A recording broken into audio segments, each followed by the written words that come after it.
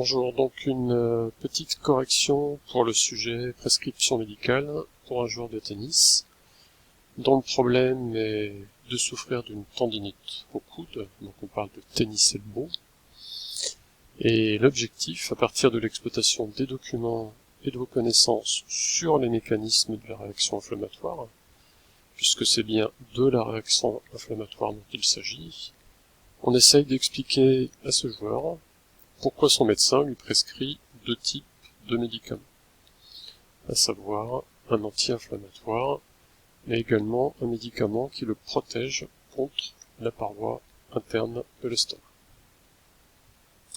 J'en profite pour vous rappeler la méthodologie, donc il ne s'agit pas dans un sujet avec l'étude de documents de réciter votre cours. Votre cours ne vient qu'en appui de l'étude de ces documents.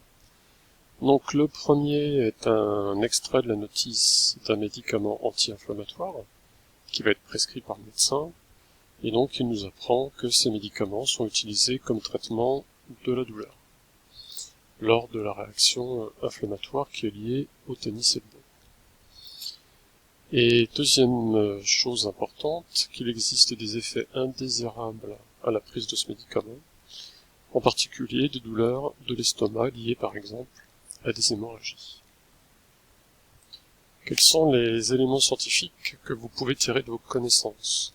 Vous savez que suite à la pénétration d'un micro-organisme, ou suite justement à un tendon qui est trop sollicité parce que le joueur joue plusieurs heures par jour, il existe une réaction inflammatoire qui est toujours la même, un gonflement, une rougeur, une chaleur et une douleur.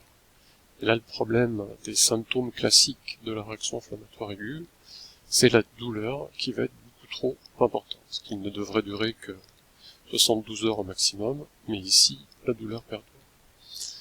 Donc, votre connaissance, elle va être axée en fait sur le rôle des prostaglandines, qu'on vous détaille dans le document 2, prostaglandines qui justement permet de sensibiliser les fibres nerveuses de la douleur.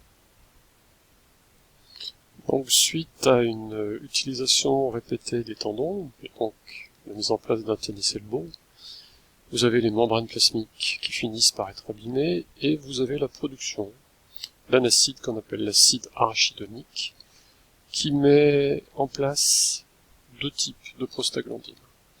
Grâce à une enzyme, la COX-1, l'acide arachidonique est transformé en prostaglandine de type 1, et les prostaglandines de type 2 viennent de l'action d'une deuxième enzyme transformant ce même acide arachidonique.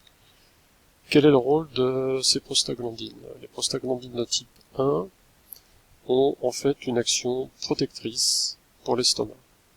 Elles stimulent la fabrication d'un mucus qui protège la paroi interne de l'extérieur.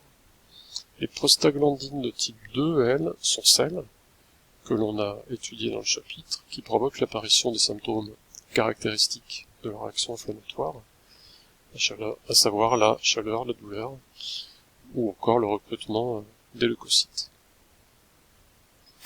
Dans le document 3, on étudie en fait l'effet de la molécule active de l'anti-inflammatoire sur l'activité des enzymes COX-1 et COX-2.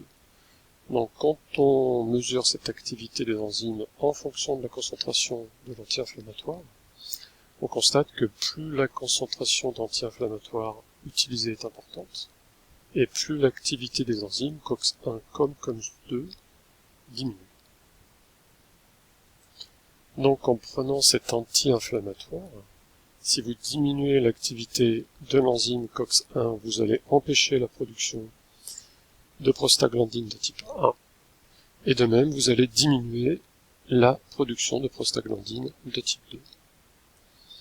On sait que les prostaglandines de type 2 sont des substances qui sont à l'origine de la douleur, donc en diminuant l'activité de l'enzyme COX-2, vous diminuez la quantité de prostaglandines de type 2, et donc vous avez bel et bien un effet antidouleur, ce qui est recherché, mais vous diminuez également l'activité de la COX-1, et donc vous diminuez la quantité de prostaglandine de type 1, qui est une substance qui a une action protectrice pour l'estomac.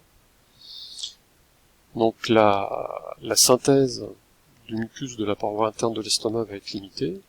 Vous pouvez donc générer des douleurs de l'estomac, ce qui nécessite la prescription d'un deuxième médicament de protection de l'estomac. En bilan, ce qu'il faut toujours faire dans ce type de sujet, donc la réaction inflammatoire fait intervenir deux enzymes notamment qui sont à l'origine de prostaglandines de type 1 et de type 2. Prostaglandine de type 2 à l'origine de la douleur. Donc en donnant un médicament qui diminue l'action de l'enzyme, on diminue la douleur.